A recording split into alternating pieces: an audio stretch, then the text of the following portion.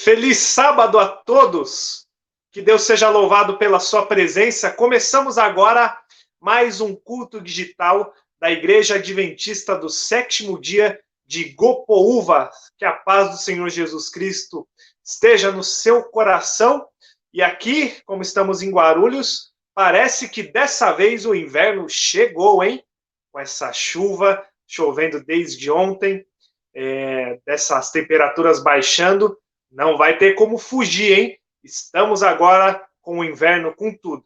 Mas embora as temperaturas lá fora tenham caído e a preguiça talvez nos convide a ficar mais tempo debaixo do cobertor na cama, a temperatura espiritual nossa tem que aumentar. O Espírito Santo vai nos aquecer para isso e nós vamos trabalhar para o Senhor nessa manhã fazendo um belo culto de adoração a Ele. O nosso bom dia para a Elisa, que está assistindo com a gente, e também para o Abel. Obrigado pela presença de vocês, um grande abraço.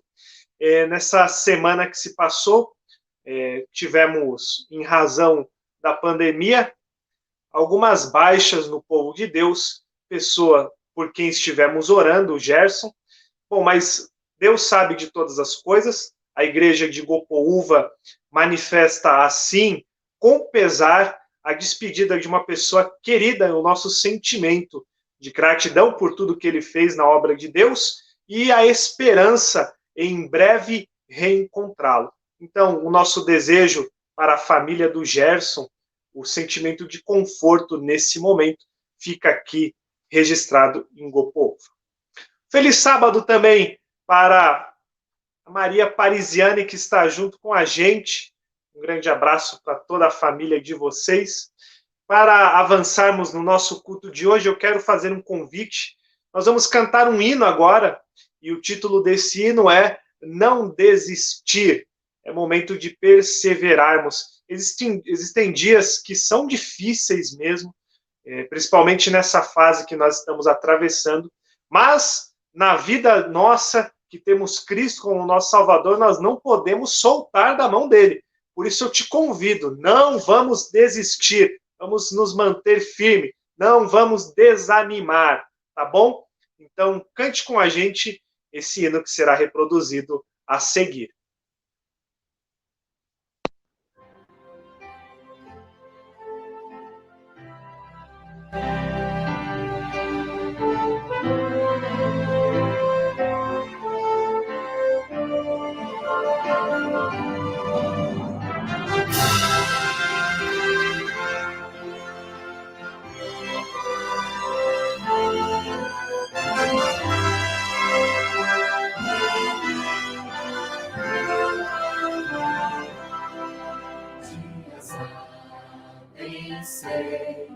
Em que triste te sentes sem ter esperança e prazer, mas existe alguém que promete ajudar-te e forças a alma crescer. Não desistir, Cristo vem logo, breve aurora há de raiar. Não desistir, Cristo vem logo, não desistir, Ele virá. Este mundo, eu sei, já não vai muito longe, em breve final.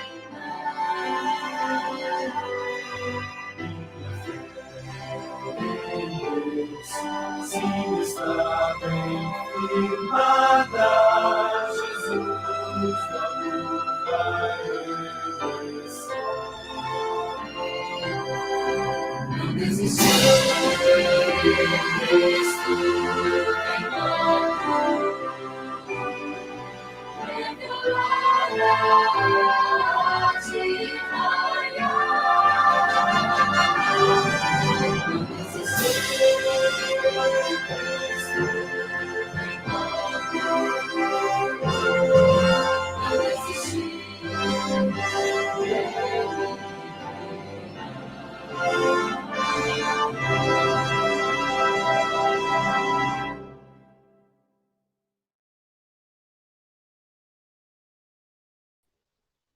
Muito bem, bela mensagem musical nesse hino.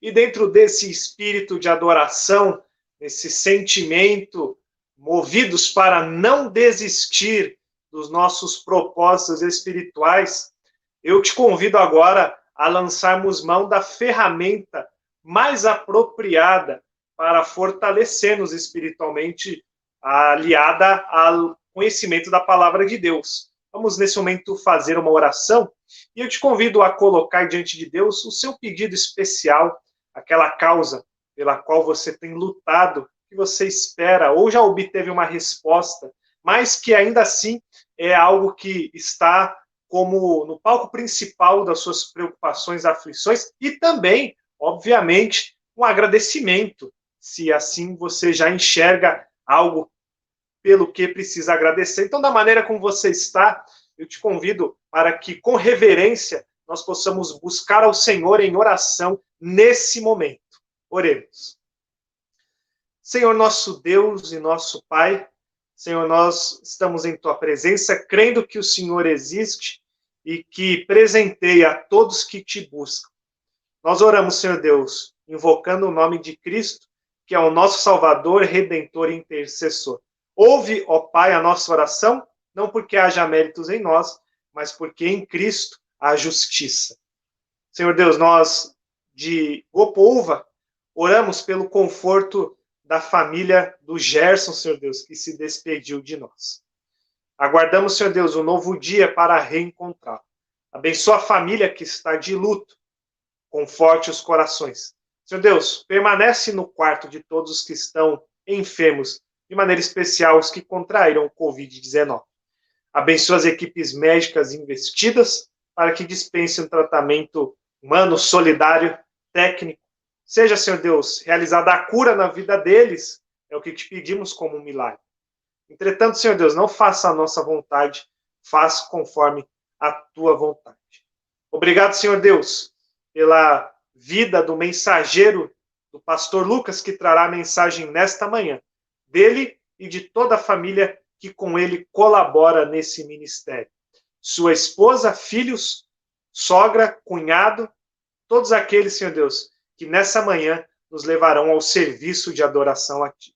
Ser com eles e com os nossos ouvidos, para que essa palavra penetrante possa edificar o nosso coração e tornar mais forte a nossa fé. Estas bênçãos, Senhor Deus, nós te pedimos e te agradecemos, em nome de Jesus. Amém. Em seguida, vamos assistir ao Provai e Vede.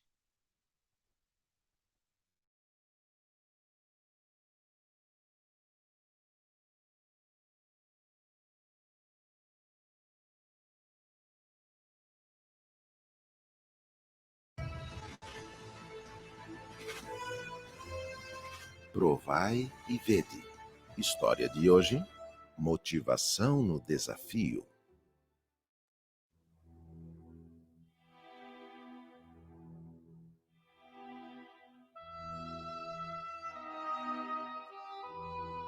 Eu era servidor público, trabalhava na Agência de Águas da Bahia e fui transferido para atender a comunidade de Vila Sauípe, a 70 quilômetros de Salvador.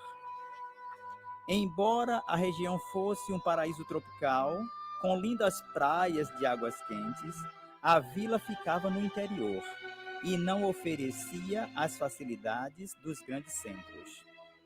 Eu, minha esposa Jaciara e meus 3 filhos éramos os únicos adventistas da comunidade de 3.000 pessoas. Nossa casa era a igreja e assim seguimos por algum tempo, até que despertou em nós o desejo de iniciar um trabalho evangelístico na vila, com o objetivo de construir ali um templo adventista. O importante era iniciar a obra do Senhor.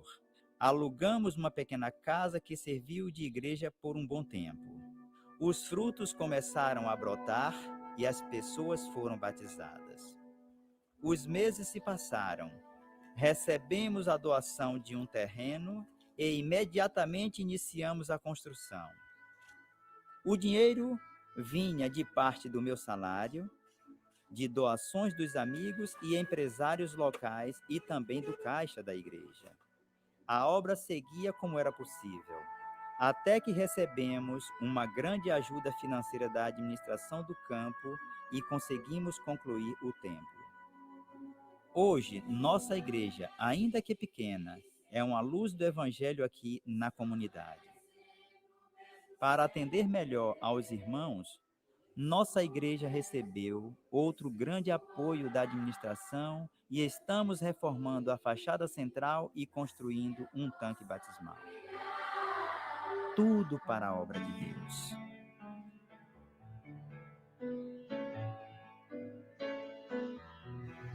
Nós somos os pioneiros aqui em Vila Sauípe. E o Senhor tem feito o seu povo seguir em frente no cumprimento da nossa grande obra de evangelização. Os membros da igreja em todo o mundo têm sido fiéis nas ofertas. Desta forma, a administração do campo conseguiu nos apoiar financeiramente na construção do nosso templo. Eu sei que existem inúmeros projetos que também estão recebendo ajuda financeira, como no caso da igreja de Lauro de Freitas, que hoje pode receber mais de 500 pessoas. Da igreja de Maragogipe, que se tornou a mais bonita da cidade. Da igreja de Periperi, totalmente derrubada e refeita. Da igreja do Parque Verde 2, colocada de forma visível para a comunidade. Da igreja de Glebagá, reconstruída numa estrutura de Maranata, e muitas outras.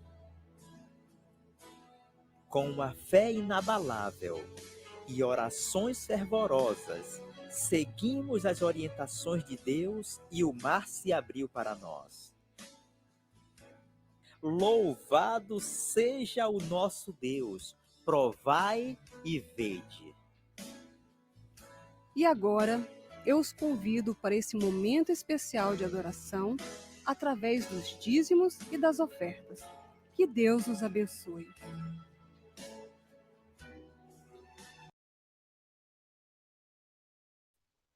Muito bem, esse belo vídeo vem nos mostrar a grande verdade de que 90% com Deus é mais do que 100% sem Ele. Isso além das ofertas que podem ser enviadas. Preciso dizer que a Igreja Adventista de Iguapoúva está realizando a arrecadação de dízimos e ofertas por meio da indicação de 3 caminhos. Você tem 3 opções para exercitar a sua mordomia. Pode ser pelo aplicativo 7Me, 7Me, pode ser pela transferência em conta bancária, ou ainda pode ser presencialmente, caso você assim queira, todos os sábados, das 15 às 16 horas, a nossa tesoureira, nosso ancião, tesoureira Márcia e o ancião Abel, estão presentes lá na igreja de Iguapoúva para receber dízimos e ofertas. E além disso, eles lá permanecem para receber os donativos encaminhados para a ASA, a Ação Solidária Adventista. Então, se você prefere esse caminho, eles permanecem lá à disposição e parabenizamos pela dedicação deles a essa obra. Nesse momento, nós vamos orar pelos dízimos e ofertas que estão sendo recebidos. Oremos. Senhor, nosso Deus e nosso Pai, nesse momento, Senhor, nós oramos para que o Senhor receba dízimos e ofertas, para que o Senhor coloque o teu selo de aprovação e que o Senhor dê sabedoria aos homens e mulheres que o administram para aplicar segundo a tua vontade, de maneira que o teu evangelho possa se espalhar e multiplicar-se nesta terra. Abençoa, Senhor Deus, para que eles sirvam para a realização da tua obra. Nós devolvemos e ofertamos aquilo que o Senhor primeiramente nos concedeu. Obrigado, Senhor, por sermos administradores dos bens que o Senhor nos concede nesta terra. Senhor Deus, caso não tenha sido possível nem dizimar, nem ofertar, ainda assim, Senhor Deus, o mais importante fazemos, que é entregar o nosso coração e disponibilizar, Senhor Deus, a nossa vontade para agirmos como ministros e ministras na tua causa. Em nome de Jesus. Amém. Realizada, então, essa primeira parte, envolvendo a oração, a parte da mordomia, envolvendo dízimos e ofertas, cabe agora a nós nos encaminharmos para as pessoas que atuarão no serviço de adoração. E aqui, nesse momento, vale dizer que hoje a igreja de Gopoúva está conectada, Guarulhos conexão com Manaus. Mais uma vez, a nossa igreja tem o privilégio de estar em contato com Manaus. E não é só com o pastor Lucas, como vocês sabem, hoje a igreja está com uma dobradinha de Lucas. Foi o nosso Lucas aqui de Guarulhos na escola sabatina, e será o pastor Lucas, do Hospital Adventista de Manaus, que trará a mensagem dessa manhã. Então, Lucas na escola sabatina e Lucas na mensagem. Mas o Lucas não vai estar sozinho, o pastor Lucas. Junto com ele, nós vamos agradecer desde já a participação da sogra dele, do cunhado dele. São pessoas muito queridas. Aqui, a Elisete e o Júnior, são pessoas que particularmente já conheço há mais de 10 anos, já caminhando, na verdade, para perto de 20 anos. São pessoas queridas, com quem temos amizade desde o começo lá dos anos 2000, pessoas especiais. E aqui nós registramos também o nosso abraço por uma outra pessoa querida, uma família especial, que também está nos acompanhando nessa manhã, é a família do Diniz, o Diniz e a Agna. Um grande abraço para vocês. Hoje, essa família estará com a gente acompanhando esse trabalho devocional. Muito obrigado, são pessoas marcantes na nossa vida, pessoas que apresentaram o caminho de Deus para mim, para minha esposa Eveline, e com certeza hoje o que podemos fazer em favor da obra de Deus é um pouco dos frutos do trabalho deles há muitos anos atrás. Muito obrigado pela dedicação de vocês, obrigado por estarem junto com a gente. Então, hoje é Guarulhos Conexão com Manaus. E como eu disse, eles vão atuar como família. E nesse momento da adoração infantil, eu quero convidar a Daiane, o Samuel e o Natan, respectivamente esposa e filhos do pastor Lucas, para a mensagem de adoração infantil.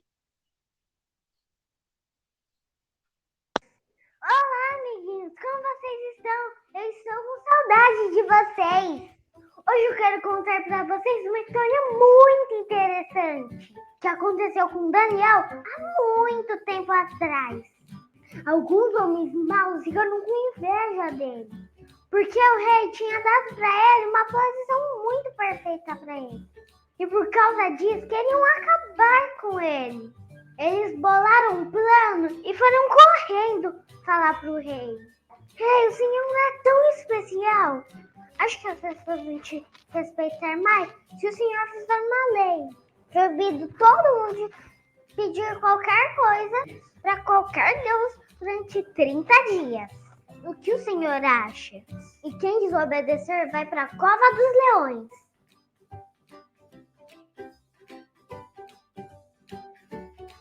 Sim. Olha, parece ser uma boa ideia. Melhor é fazer isso sim.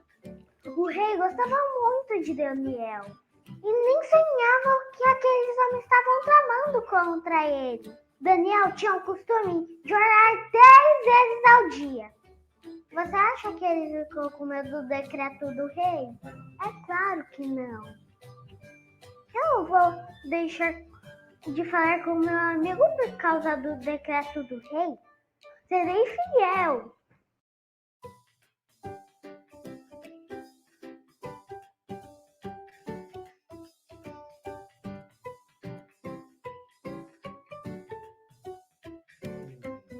Quando aqueles homens maus viram Daniel orando, sabe o que eles fizeram? Isso mesmo, saíram correndo para contar tudo ao rei.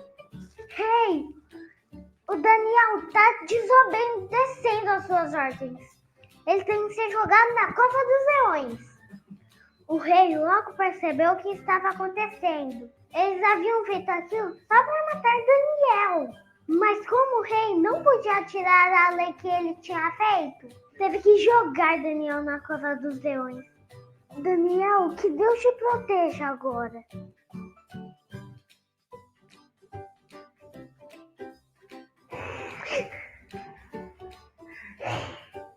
O rei passou a noite toda preocupado com Daniel. Mas Daniel estava tranquilo, porque Deus tinha mandado um anjo para fechar a boca dos leões. Na manhã seguinte, o rei foi até o lugar. Daniel, você está vivo! Deus te livrou! Rei, Deus enviou seu anjo para fechar as bocas dos leões. O rei, muito alegre, falou para tirar Daniel das covas dos leões. E todos viram que nenhum mal tinha acontecido com ele, porque ele confiou em Deus. E o rei ordenou que dali por diante todos deveriam adorar ao Deus de Daniel, porque ele entendeu que o Deus de Daniel é o Deus vivo. Amiguinhos, a gente tem que sempre orar para Deus como Daniel fazia. E Deus vai nos ajudar quando estivermos com problemas. Um beijão para todos vocês e até a próxima.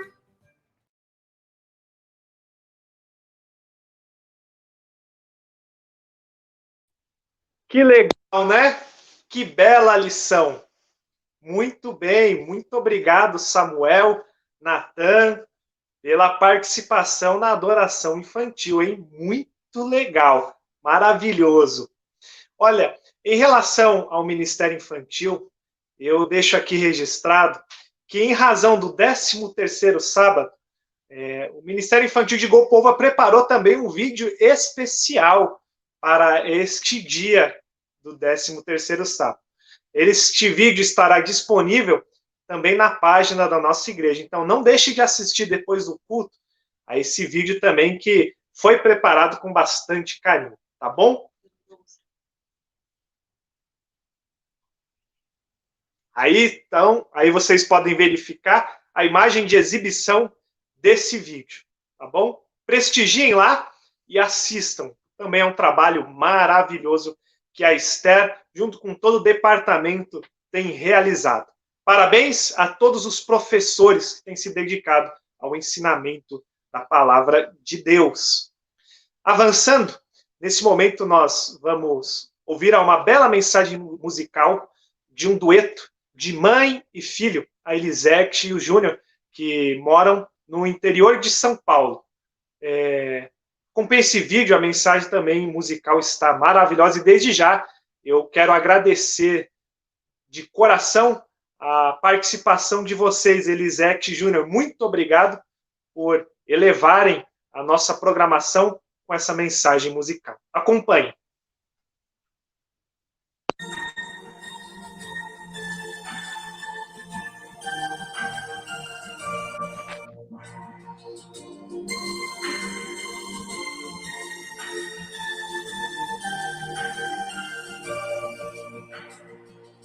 Antes de eu falar, tu cantava sobre mim. Tu tem sido tão, tão bom pra mim. Antes de eu respirar, sopraste tua vida em mim. Tu tem sido tão, tão bom pra mim. Oh, impressionante, infinito e ousado amor de Deus. Oh, que deixa as 99 só pra me encontrar.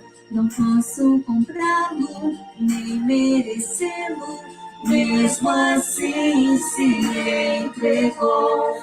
Oh, impressionante, infinito e ousado amor de Deus.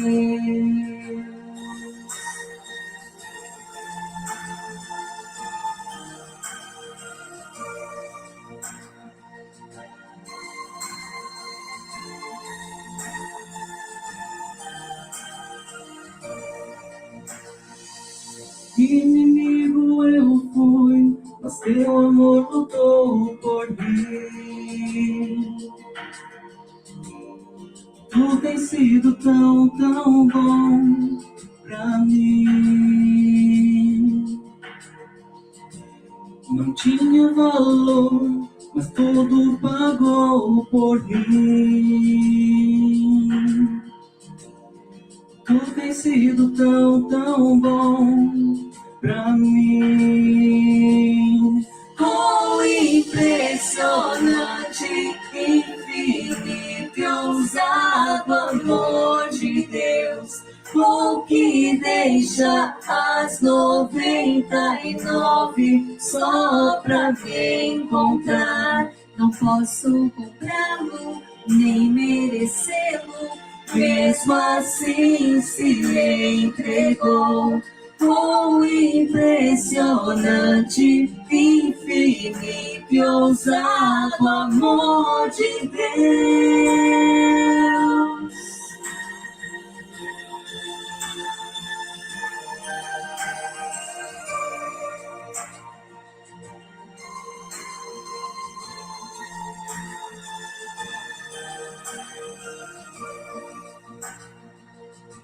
Traz luz para as sombras, escala montanhas pra me encontrar. Derruba muralhas, destrói as mentiras pra me encontrar. Traz luz para as sombras, escala montanhas pra me encontrar. Derruba muralhas, destrói as mentiras pra me encontrar. Traz luz, traz as sombras, escala as montanhas pra me encontrar. Derruba muralhas, destrói as mentiras pra me encontrar. Traz luz para as sombras, escala montanhas pra me encontrar. Derruba muralhas, destrói as mentiras pra me encontrar. Oh, impressionante, infinito e ousado amor de Deus, o que deixa as 99 só pra me encontrar. Não posso comprá-lo, nem merecê-lo, mesmo assim se entregou. Oh, impressionante, infinito e ousado amor de Deus.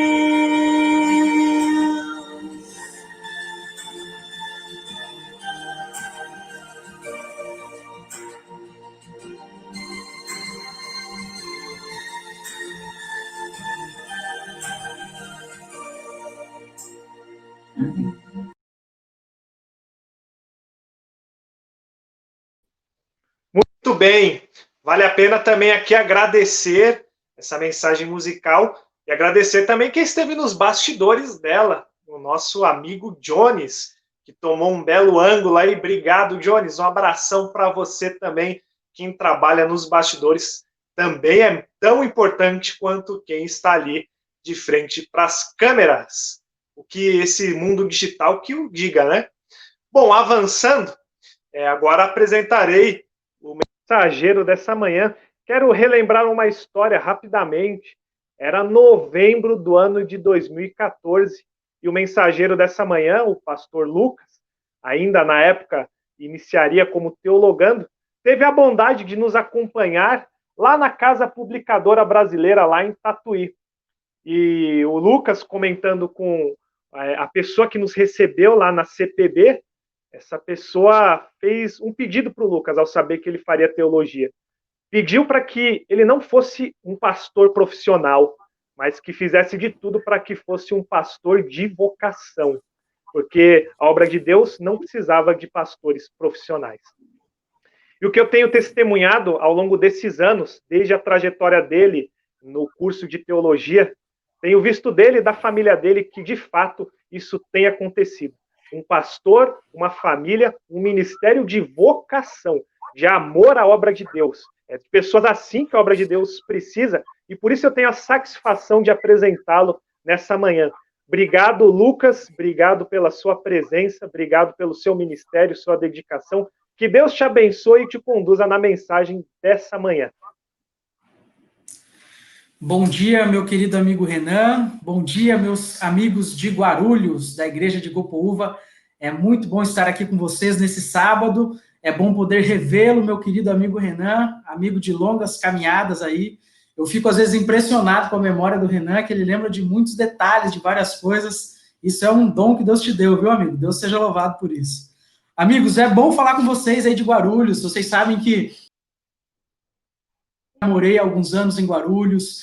A minha esposa é de Guarulhos, então foi Guarulhos que concebeu essa joia preciosa que Deus me deu. O meu filho seus primeiros dias de vida foi em Guarulhos também. Então, Guarulhos está no meu coração. Foi aí, inclusive, em Gopoúva, quando a minha esposa estudava em Gopoúva, que eu a conheci, que a gente começou a namorar. Eu já contei essa história para vocês quando estive pessoalmente aí. Eu estou vendo aqui no chat várias pessoas aí que estão conectadas com a gente, a irmã Maria Páscoa, o meu amigo Carlinhos, o Sérgio, a Maria Isabel, o Lucas, meu xará aí, Lucas, Deus te abençoe, meu amigo. E, enfim, tem várias pessoas aqui conectadas, que Deus abençoe a cada um de vocês nessa manhã. É um tempo diferente, que, embora seja diferente, nos proporciona algumas coisas que, se não fosse assim, nós não teríamos. Por exemplo, esse culto online, em que mesmo estando tão longe como é Manaus de São Paulo, a gente consegue se conectar. E eu gostaria de convidar você para que você abra sua Bíblia. Nós vamos meditar em um texto que está no Evangelho de Marcos, capítulo 4. Abra sua Bíblia no Evangelho de Marcos, capítulo 4. Nós iremos ler a partir do verso 35 de Marcos, capítulo 4. Então, abra sua Bíblia aí, acompanhe comigo a leitura e, por favor, depois de lido o texto, não feche sua Bíblia. Eu quero que você acompanhe comigo a exposição do texto também, tá bom? Vamos ler lá, Marcos, capítulo 4, a partir do verso 35. Diz assim: Naquele dia, sendo já tarde, disse-lhes Jesus: Passemos para outra margem.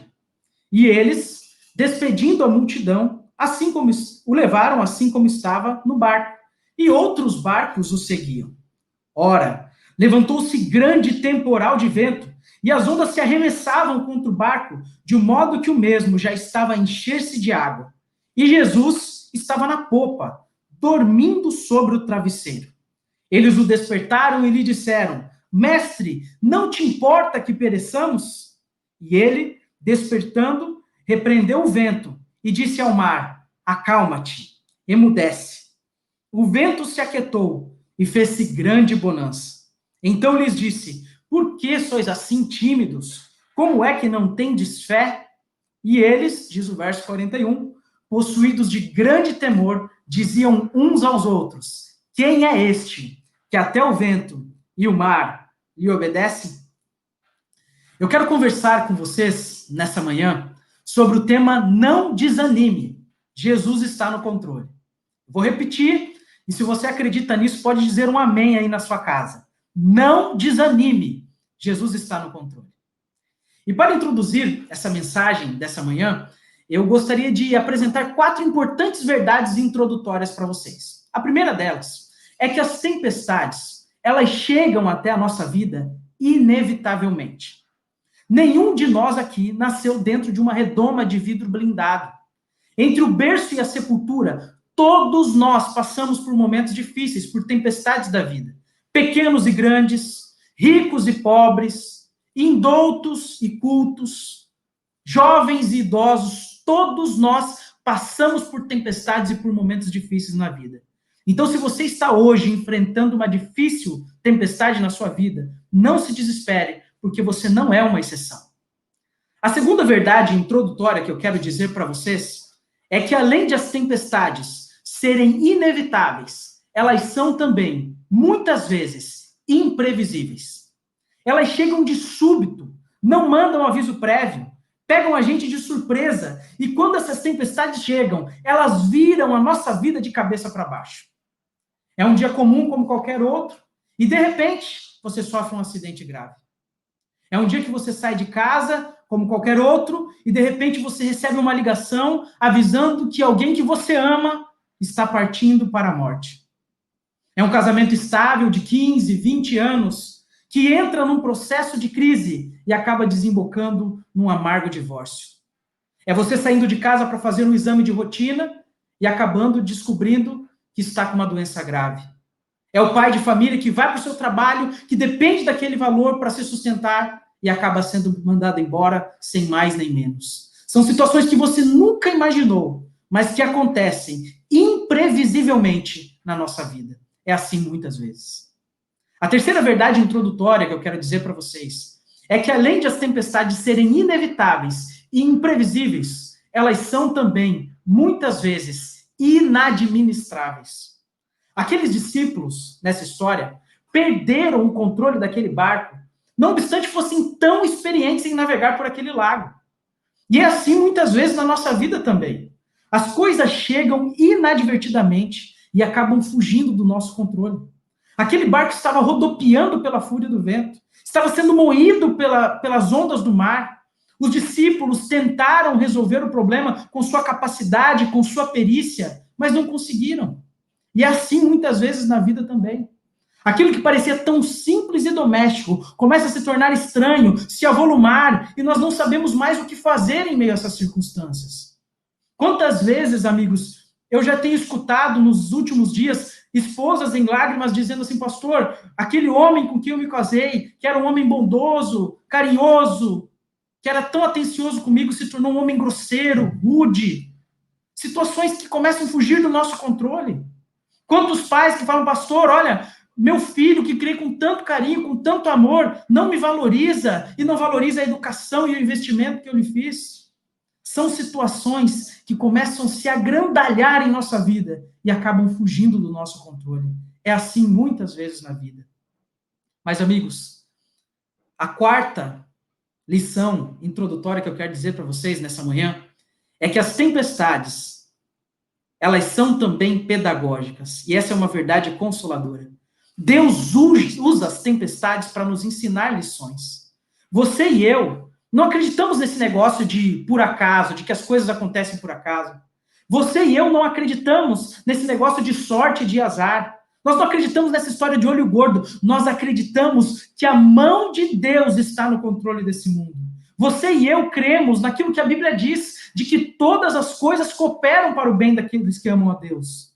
Você e eu cremos que Deus não desperdiça sofrimento na vida de seus filhos. Se Deus está permitindo com que você passe por uma tempestade, não é para destruir você, é para fortalecer as musculaturas da sua fé.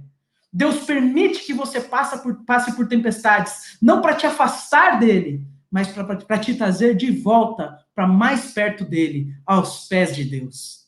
Então, dito isso, amigos, a título de introdução, eu gostaria de convidá-los a analisar comigo essa passagem. Aqueles que chegaram agora, nós estamos analisando Marcos a partir do verso 35.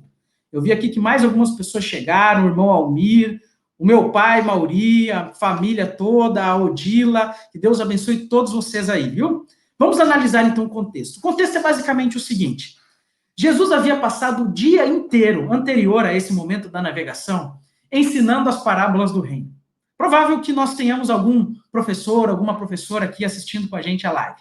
Se você já passou um dia todo ensinando, seja dando aulas, palestrando, você sabe que geralmente chega no fim do dia e a gente está exausto, cansado. E era assim que Jesus estava. E diz a Bíblia que no verso 35, Jesus deu uma ordem para os discípulos. Ele disse: passemos para a outra margem. O que, na verdade, Jesus quer fazer aqui é que ele acabara de dar instruções para os discípulos e agora ele deseja levar os discípulos para a parte prática. Porque a tempestade é o lugar que você descobre que aquilo que você ouve de Deus, que aquilo que você aprende sobre Deus, que aquilo que você confia acerca de Deus, que todas as coisas que você aprendeu vindas do reino de Deus funcionam ou não de fato na prática. E Jesus leva eles para o meio da tempestade. E diz a Bíblia que quando eles começam a navegar, Jesus pega um travesseiro, vai para a popa do barco e dorme. Logo que Jesus dorme, vem a tempestade. A princípio, os discípulos devem ter pensado: vamos deixar o mestre descansar? nós temos a capacidade e os talentos para lidarmos com essa situação. Eram marinheiros experientes. E eles tentaram, amigos. Mas naquele dia, todos os esforços dos discípulos foram inúteis. Eles tentaram, mas não conseguiram resolver o problema. O mar estava mais bravo, o vento mais furioso. Aquele barquinho rodopiava pela fúria do vento, era açoitada pelas ondas do mar, era de noite, o barco se enchia de água, a morte parecia mostrar para eles a sua carranca, era uma tragédia, era iminente. E naquele momento de desespero, diz a Bíblia, que os discípulos se voltam para Jesus, no verso 38, e fazem uma pergunta em tom de censura: Mestre, o senhor não se importa que a gente pereça? E diz a Bíblia que Jesus se levantou, no verso 40, repreendeu o vento, repreendeu ao mar, e disse: acalma-te, emudece. E virou-se para os discípulos e disse assim: por que é que vocês são tímidos? Por que estão com medo? Como é que vocês não têm fé? E aí diz então o texto que os discípulos olham uns para os outros e dizem assim: quem é este que até o vento e o mar lhe obedecem? Se vocês repararam e prestaram atenção, esse texto todo ele está construído em meio a 3 perguntas. A primeira é a pergunta do verso 38, que os discípulos fazem para Jesus: Mestre, não te importa que pereçamos? A segunda pergunta é a pergunta de Jesus para os discípulos, no verso 40. Por que sois assim tímidos? Como é que não tendes fé?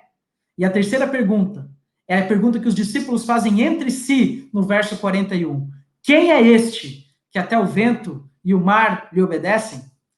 É sobre essas 3 perguntas que eu quero conversar com vocês nessa manhã, para trazer à mente esclarecida de vocês a gloriosa verdade. Não desanime, Jesus está no controle. Vamos então à primeira pergunta do verso 38. Mestre, não te importa que pereçamos? Eles estão muito desesperados. A morte é iminente.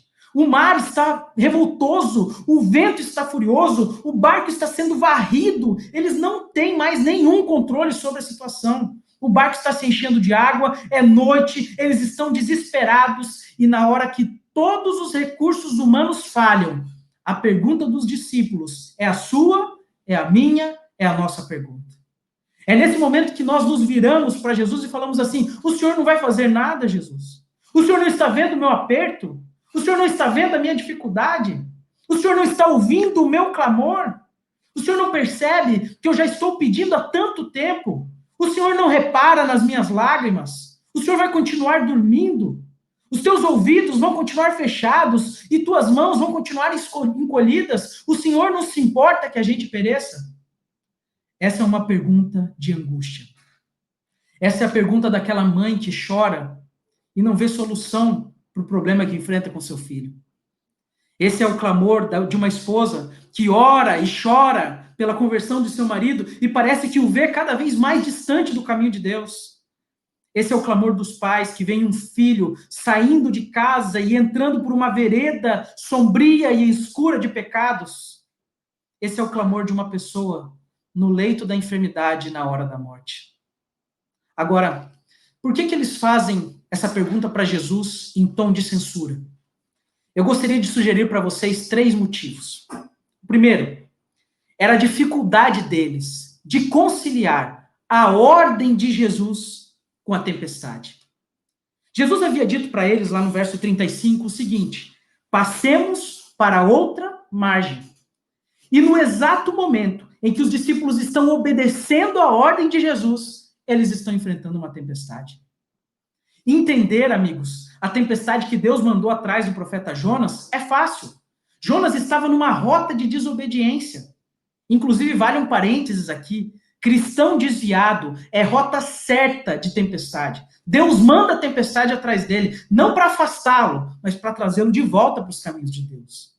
Mas como é que você vai entender que você está obedecendo a ordem de Jesus, que você está procurando andar segundo a vontade de Deus, seguindo a palavra de Deus, obedecendo aos caminhos de Deus, e você está enfrentando uma tempestade? Parece que a gente não consegue compreender esse tipo de coisa. Porque na nossa mente, a gente pensa assim: se eu estou fazendo a vontade de Deus, vai dar tudo certo. O céu vai ser de brigadeiro e a viagem vai ser tranquila. A realidade, amigos, é que nesse momento, os discípulos estavam em crise. E muitas vezes, você e eu também. Em segundo lugar, Por que eles estão tão desesperados? Mestre, não te importa que pereçamos? Era a necessidade urgente que eles estavam enfrentando, com a aparente demora de Jesus. Isso gerou uma crise no coração deles. Eu pergunto a vocês agora, você que está aí na sua casa, o que é que Jesus estava fazendo naquele momento no barco? Você se lembra? O que ele estava fazendo? Estava dormindo. E quem está dormindo não está agindo. E eu quero dizer para vocês que muitas vezes a demora de Deus em nos responder nos agride mais do que a própria circunstância que nós estamos enfrentando. É quando você ora e não tem resposta. É quando você chora e parece que as lágrimas secam no seu rosto e a solução não chega. E parece que você jejua e o problema piora. São situações complicadas que acontecem. E aí você levanta o clamor a Deus como salmista: Senhor, até quando? Até quando? Pense comigo um pouquinho na história de Marta de Betânia. Lázaro, o irmão de Marta, está morrendo. E ela manda um recado para Jesus. Lázaro, Senhor, melhor dizendo, está enfermo aquele a quem amas. Ela não disse assim: Senhor, vem depressa, corre, muda a tua agenda, venha logo, eu preciso de ajuda. Ela não fala nada disso. Ela só diz: está enfermo aquele a quem amas. Porque quem ama tem pressa em socorrer a pessoa amada. O mensageiro gasta um dia para ir de Betânia até o lugar em que Jesus estava.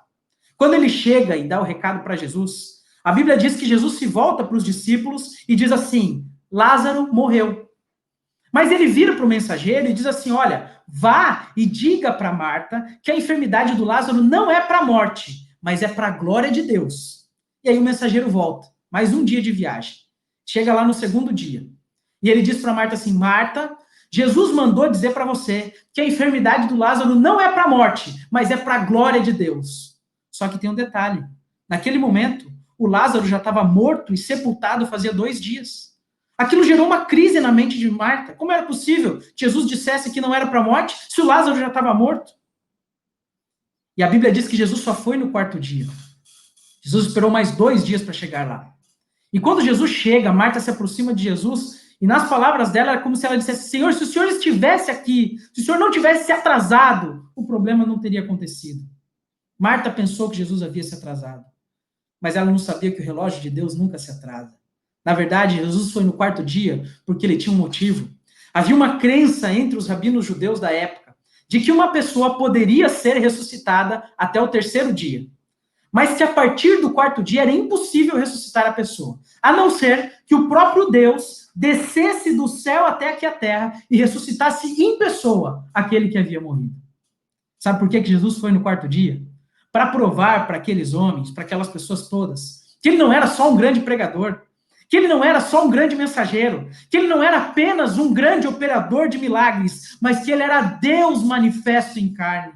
Quando Jesus, meus amigos, parece estar atrasado, ele não está atrasado. O relógio de Deus nunca se atrasa. Quando Jesus parece estar atrasado, ele, na realidade, está preparando algo maior e melhor para a sua vida.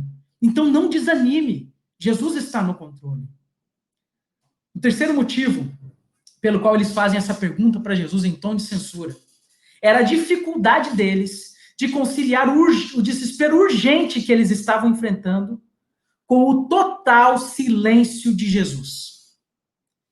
Quem está dormindo, amigos, não só não está agindo, mas também não está falando.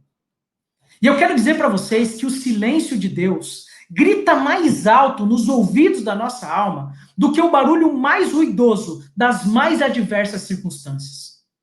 Quantos de vocês que estão assistindo essa live agora já enfrentaram o silêncio de Deus? Quantas noites passadas sem dormir? Quantas madrugadas de gemidos e lágrimas? Quantas horas em que você vê alguém que você ama escapando de suas mãos e você grita, clama, chora e parece que os céus estão de bronze? Eu fico pensando na história de Jó. Aquele homem que o próprio Deus disse ser o homem mais justo que havia sobre a terra. Ele enfrentou 5 duros golpes em sua vida. Primeiro, sendo um homem rico, ele veio direto à falência. Segundo, sendo um pai exemplar, ele sepultou seus 10 filhos em um só dia. Em terceiro lugar, sendo um homem saudável, Ele se tornou uma ferida aberta, uma chaga viva, uma ferida humana. Em quarto lugar, na hora que ele mais precisava do apoio de sua esposa, ela olhou para ele e disse assim: Jó, você ainda conserva a tua integridade? Amaldiçoa a Deus e morre.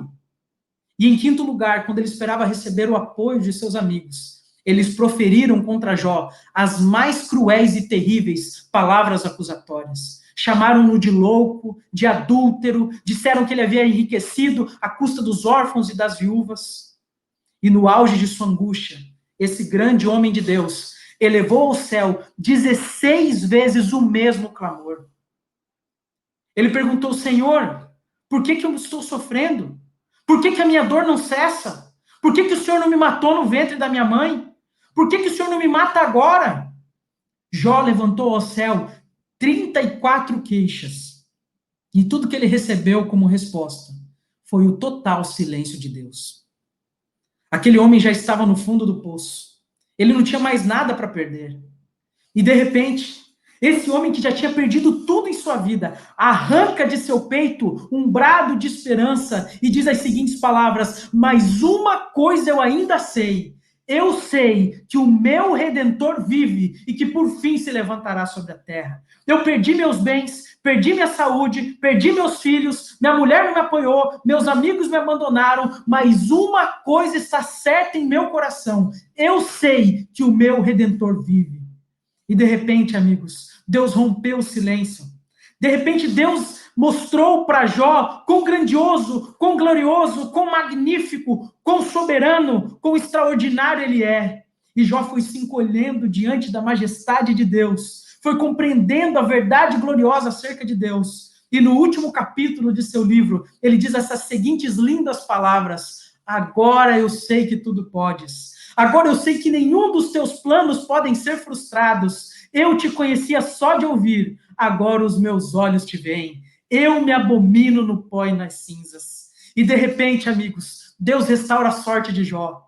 E Deus restaura a saúde de Jó. E Deus restaura o casamento de Jó. E Deus restaura as riquezas de Jó. E Deus restaura os amigos de Jó. E Deus dá mais 10 filhos para Jó. Deus faz tudo novo na história de Jó. Porque quando Deus parece estar em silêncio, ele não está longe. Ele não está indiferente, ele não está com seus ouvidos fechados e nem com suas mãos encolhidas.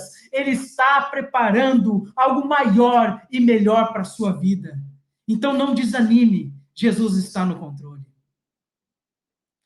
Diz o texto então, no versículo 39, que Jesus se despertou.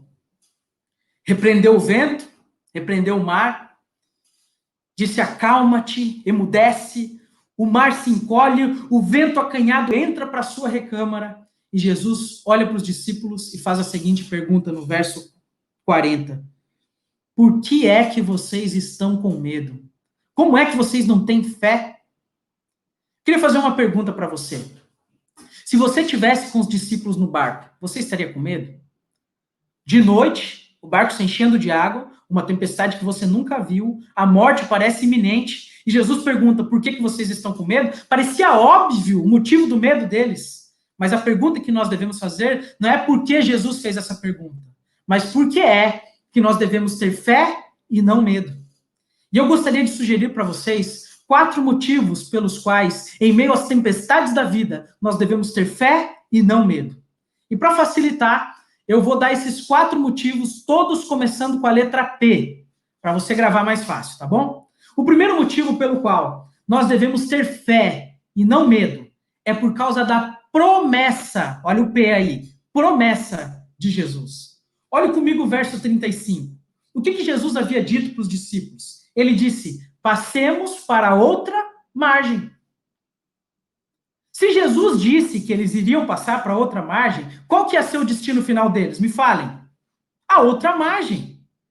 Eu quero dizer uma frase nesse momento para vocês. Se vocês não se lembrarem de mais nada da mensagem dessa manhã, mas gravarem essa frase, eu vou me dar por satisfeito. Preste atenção. Promessa de Jesus e realidade são a mesma coisa. Aquilo que Jesus promete, ele cumpre. Mas sabe por que você e eu ficamos com medo em meio às tempestades da vida? É porque nós duvidamos de que aquele que fez a promessa é fiel para cumprir. mas nenhuma de suas palavras cai por terra. Ele vela por sua palavra em a cumprir. Não deem ouvidos aos profetas do caos, aos embaixadores da incredulidade. Não escute a pregação dos arautos do pessimismo que querem disseminar a incredulidade. Alimente a sua mente com as promessas da palavra de Deus. A palavra de Deus é viva, ela é poderosa e ela não pode falhar. As promessas de Deus são fiéis, infalíveis e verdadeiras. Se Deus prometeu, ele é fiel para cumprir. Em primeiro lugar, então, nós devemos ter fé e não medo por causa da promessa. Em segundo lugar, por causa da presença de Jesus. Como assim a presença de Jesus? Quem é que estava com os discípulos no barco, amigos? Jesus estava no barco. E a pergunta é, quem é Jesus? Jesus é o Criador do universo. Ele que havia criado o vento. Foi ele que havia criado o mar. Se Jesus estava dentro daquele barco, aquele barco não poderia afundar, porque a criatura não é maior do que o Criador. Mas sabe por que você e eu ficamos com medo em meio das tempestades da vida? Porque nós temos dúvidas de que se aquele que é o Todo-Poderoso está de fato conosco. Só que ele fez uma grande promessa em sua palavra antes de subir ao céu. Ele disse as seguintes palavras: eis que eu estou convosco todos os dias, no meio da pandemia, no meio da crise financeira, todos os dias até a consumação dos séculos. Amigos, nós não precisamos ter medo, porque Jesus nunca nos abandona. Ele está ao nosso lado e vai conduzir o nosso barco seguro até o porto final. Em primeiro lugar, então, eles não deveriam ter medo por causa da promessa. Em segundo lugar, por causa da presença de Jesus. E olha o terceiro lugar agora, ó, por causa da paz de Jesus. Por causa da tranquilidade dele. Amigos, o que Jesus estava fazendo no barco enquanto acontecia a tempestade? Vocês se lembram? Ele estava como? Ó, dormindo. Agora deixa eu fazer uma pergunta para você. Raciocina comigo aí. Jesus Cristo é Deus. Ele sabia ou não sabia que a tempestade viria? O que você acha aí? É claro que ele sabia. Mas se ele sabia, por que ele dormiu? Dormiu porque sabia que estava tudo sob controle. Preste atenção nisso que eu vou falar agora para você. Paz não é ausência de tempestade. Paz é a confiança de que, apesar da tempestade, tudo está sob controle. Não do seu controle, mas do controle do Senhor Jesus Cristo. Aquiete o seu coração, amiga. Acalme seu coração, amigo. Vai dar tudo certo. As rédeas fugiram das suas mãos. Elas não fugiram das mãos do nosso Senhor Jesus Cristo. Você não sabe mais o que fazer nessa pandemia? Ele sabe.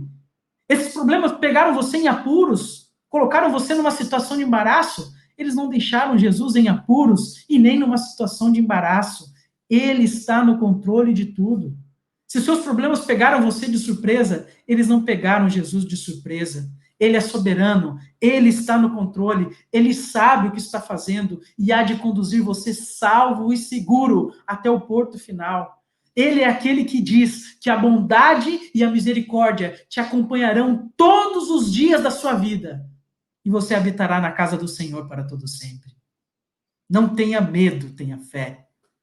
Em primeiro, então, por causa da promessa. Eu estou vendo que está sendo colocado aí no chat para facilitar para você. Segundo, por causa da presença. Terceiro, por causa da paz. E quarto, por causa do poder de Jesus. Como assim o poder de Jesus? É interessante que Marcos relata essa circunstância, esse milagre de Jesus, em meio a outras histórias que também manifestam o poder de Jesus. Nessa história, nessa passagem que nós estamos lendo, nós vemos o poder de Jesus sobre o controle da natureza. Jesus foi quem criou a natureza. Ele que estabeleceu as leis que regem o universo, mas ele está acima dessas leis. E é por isso que você e eu acreditamos em milagres. Ele tem o controle sobre a natureza. Jesus tem poder sobre a natureza.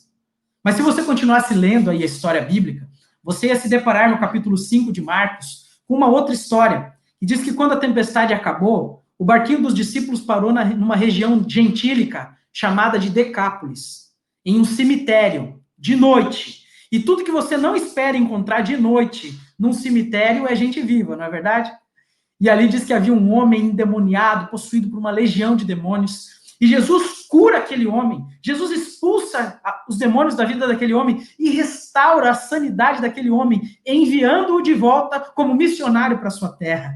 E sabe por que Jesus fez aquele milagre, amigos? Para provar para você que ele não tem só poder sobre a natureza, ele tem também poder sobre os demônios. Ele é aquele que é a semente da mulher que esmagaria a cabeça da serpente. O inimigo contra o qual nós lutamos é um inimigo que já foi vencido por Jesus Cristo na cruz. Você não precisa temer os ataques do inimigo. Jesus está contigo e ele te dá vitória em suas batalhas espirituais.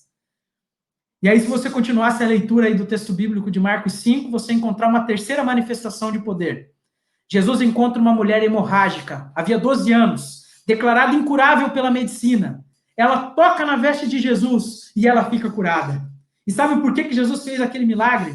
Ele fez para provar para você que ele não tem só poder sobre a natureza, que ele não tem só poder sobre os demônios, ele tem também poder sobre toda e qualquer enfermidade que existe, inclusive o coronavírus. Amigos, entendam uma coisa, a medicina verdadeira, quem dá inteligência para os seres humanos é Deus. Deus que dá capacidade para que os cientistas façam suas pesquisas. Mas prestem atenção no que eu vou dizer agora. A última palavra acerca da vida de um ser humano não é a palavra da ciência, não é a palavra da medicina, é a palavra do nosso poderoso e soberano Senhor Jesus Cristo. Ele tem controle sobre toda e qualquer enfermidade. E aí, por fim, o capítulo 5 de Marcos termina com mais uma manifestação do poder de Jesus. Diz a Bíblia que ele chega na casa de Jairo, uma garota de 12 anos, filha de Jairo, havia morrido. E Jesus diz as seguintes palavras em aramaico: Talita cumi, menina, eu te ordeno, levante-se. E naquele exato momento, a morte tem que bater continência para o Senhor Jesus. Aquela menina ressuscita, todos ficam admirados. E sabe por que Jesus fez aquele milagre? Para provar para você que ele não tem só poder sobre a natureza, que ele não tem só poder sobre os demônios, que ele não tem só poder sobre as enfermidades, mas que ele tem também poder sobre a morte, porque ele é a ressurreição e a vida, porque ele é aquele que rompeu as cadeias da morte, e ele é aquele que diz que aquele que crê em mim, ainda que esteja morto, viverá. É por isso, meus queridos amigos, que nós não precisamos ter medo, nós podemos ter fé, porque o nosso Senhor Jesus está no controle de todas as coisas. E para finalizar esse momento, eu gostaria que nesse instante você pensasse um pouquinho comigo agora nessa cena. O mar está calmo, o vento sossegado, aquele barquinho que estava rodopiando pela fúria do mar, que estava sendo açoitado pelas ondas furiosas, está agora como uma gangorra balançando suavemente. Os discípulos completamente molhados, com os olhos estupefatos diante da grandeza do Senhor Jesus. Eles já conheciam Jesus. Eles já tinham visto muitos milagres de Jesus. Já tinham ouvido sermões preciosos dos lábios de Jesus. Mas agora, eles haviam tido com Jesus uma experiência extraordinária. Eles estão profundamente emocionados, tocados, constrangidos pelo poder de Jesus. E diz o verso 41, que eles perguntam uns aos outros, mas quem é este que até o vento e o mar lhe obedecem? Sabe por quê, meus queridos irmãos, que a tempestade vem? Ela vem exatamente para abrir os olhos da sua fé. Vem exatamente para mostrar para você que quando você chega ao seu limite máximo, ele ainda continua com todo o seu poder. A tempestade vem para que você entenda que quando você não tem mais nada para fazer, Jesus tem tudo para fazer, porque ele está no controle da situação. A tempestade vem para que você entenda que o livramento não vem da sua força, não vem da sua inteligência, não vem da sua estratégia. O livramento vem do poder soberano do nosso Senhor Jesus Cristo. Quem é este que até o vento e o mar lhe obedecem? Se nós fôssemos hoje responder a pergunta dos discípulos, com toda a luz que nós temos nas Escrituras, talvez nós responderíamos da seguinte maneira: Este é aquele que Moisés disse que seria a semente da mulher que esmagaria a cabeça da serpente. Quem é este? Se você perguntasse para Josué, Josué diria: este é o príncipe do exército celestial que batalha em favor do povo de Deus. Quem é este? Se você perguntasse para Isaías, ele diria: este é o maravilhoso, o conselheiro, o Deus forte, o Pai da eternidade, o príncipe da paz. Quem é este? Se você perguntasse para Daniel, ele diria: este é o quarto homem da fornalha, que não nos abandona nos nossos momentos mais difíceis. Quem é este? Miqueias diria para você: este é aquele cujas origens são desde os tempos antigos, desde os dias da eternidade.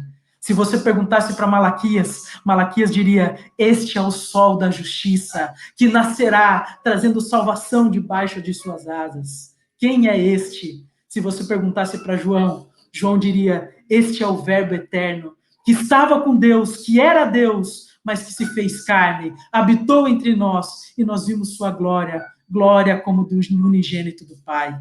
Quem é este? Se você perguntasse para Mateus, Mateus diria: este é aquele que foi crucificado e ressuscitou ao terceiro dia.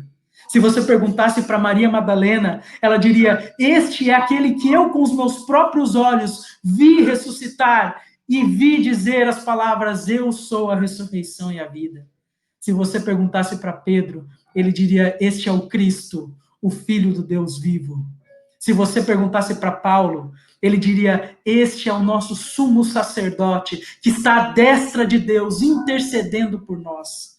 E se você perguntasse para o próprio Senhor Jesus, este é aquele que prometeu que um dia vai voltar, visivelmente, com grande poder, com grande glória, manifestando sua majestade diante dos olhos humanos. Este é aquele que te prometeu que um dia vai te levar para um lar onde não existirá mais epidemia, onde não existirá mais fome, tristeza, morte, sofrimento, problemas financeiros e conjugais, onde todas essas coisas terão passado para sempre. Quem é este? Este é aquele que te tomará pela mão direita, abrirá os portais de pérola da cidade de Deus e te levará para aquele lar eterno e perfeito que ele tem preparado para você. Quem é este? Este é aquele que hoje olha para você, minha querida irmã, para você, meu querido irmão, e diz assim: minha filha, meu filho, não tenha medo, não desanime, porque eu, o Senhor Jesus, estou no controle de tudo. A Ele seja toda honra, toda glória e todo louvor pelos séculos e séculos sem fim. Amém. Nesse momento nós iremos ouvir uma mensagem musical cantada pela Elisete e pelo Júnior, que fala sobre acalmar o nosso coração, de que Jesus está no controle.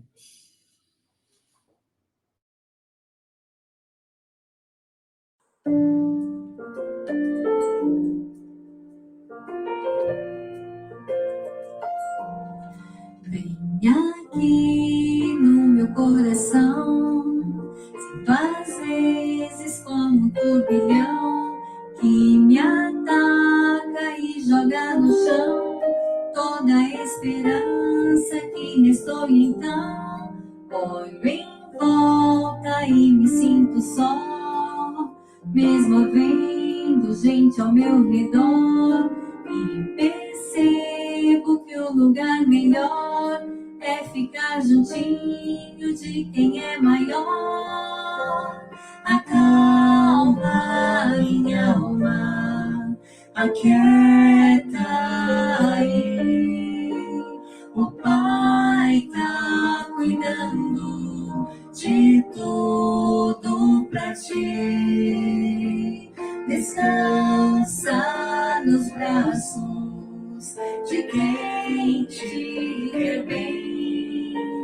O Pai não despreza clamor de ninguém. Sossega, entrega,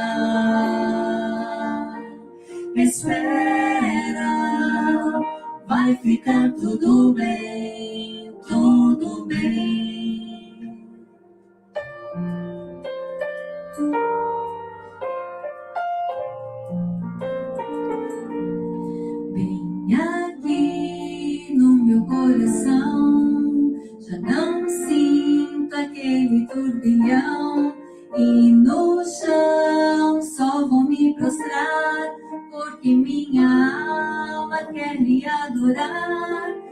Os meus olhos olham para o céu e recordam que Deus é fiel. É de lá que o socorro vem, porque seu cuidado sempre vai além. Amado da minha alma, descanso em ti. O teu refrigério é tudo pra mim.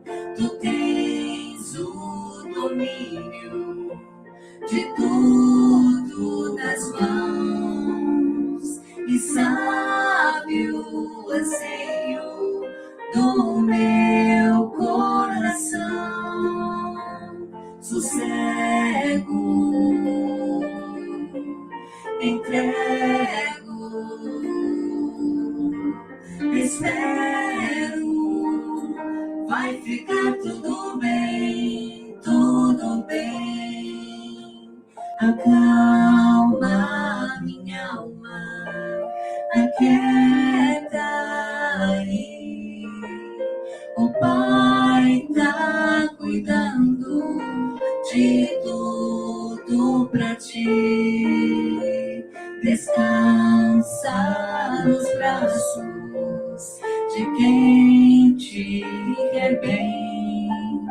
O Pai não despreza clamor de ninguém.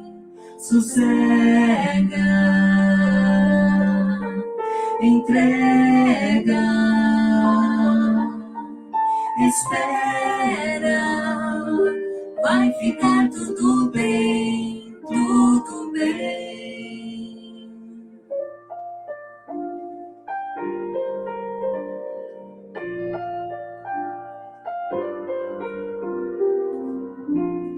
Amém.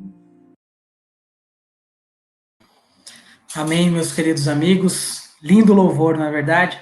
Estou vendo aqui os comentários de vocês. Um abraço para o irmão Dila, para o irmão Davi, para a irmã Edneide, para o irmão Carlos, mais uma vez, para o irmão Almir, para a Marciele. Que Deus abençoe cada um de vocês que assistiram essa live, esse culto.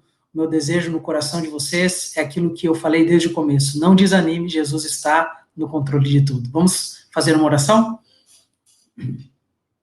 Querido e amado Deus, muito obrigado, Senhor, porque na Tua palavra encontramos promessas preciosas de conforto para nós nesse tempo de crise. Abençoe a vida de cada um dos amigos que estão aqui assistindo essa live hoje. Conceda a eles a Tua misericórdia. O Senhor sabe quais tempestades que eles estão enfrentando. Alguns na sua vida conjugal, outros em sua vida financeira, outros na sua vida particular, na relação da saúde. Eu não sei quais são as tempestades deles, Senhor, mas ajude a cada um de nós sairmos daqui nessa manhã com a certeza de que nós não precisamos ter medo, podemos ter fé, porque o Senhor está no controle de tudo. Por isso nos confiamos em Tuas mãos e rogamos as Tuas bênçãos e misericórdias, não só sobre este dia, mas sobre todos os dias da vida de cada um de nós, em nome de Jesus. Amém. Deus abençoe todos vocês, amigos. Pastor Lucas, muito obrigado por essa maravilhosa mensagem nessa manhã. Com certeza, a partir dessa mensagem, nós temos, com base nas Escrituras, ainda maiores motivos para confiar em nosso Salvador Jesus Cristo. Muito obrigado pela dedicação. Nós, em nome da Igreja de Gopovo, agradecemos enormemente estar com a gente nessa manhã. Obrigadão, Lucas. Eu é que agradeço, meu amigo Renan. Deus abençoe muito todos vocês aí, viu?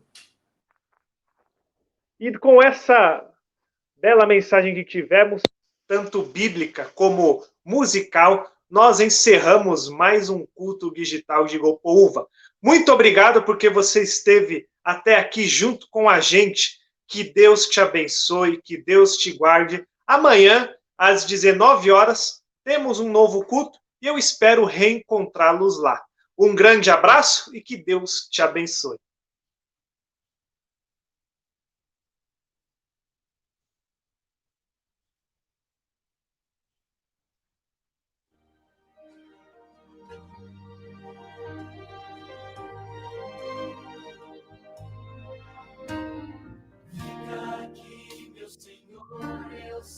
já está tarde, ainda assim eu insisto. Deixa-me olhar em teus olhos e me perceber pecador. Eu quero ouvir tua voz. Vem e fala ao meu coração. Tua graça me alcançar, libertar-me com teu perdão.